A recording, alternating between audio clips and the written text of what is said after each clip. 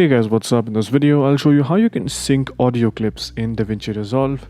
Now you can do this on the free version or the paid version. It's quite simple.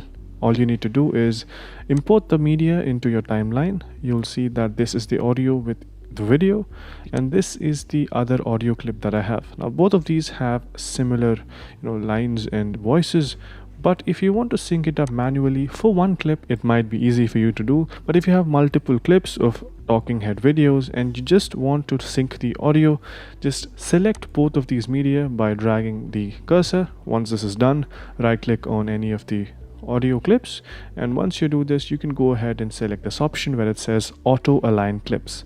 Just make sure you select based on waveform. Once you do this, it automatically syncs the clips and you will get the best result possible directly from this tool. So yeah, that's pretty much it on how you can easily sync up audio in DaVinci Resolve. Hope you guys found this video helpful. If you did, make sure you subscribe to the channel, like the video, and also comment down below on what next videos we should make. So yeah, that's pretty much it for this one. Thank you for watching. Bye bye.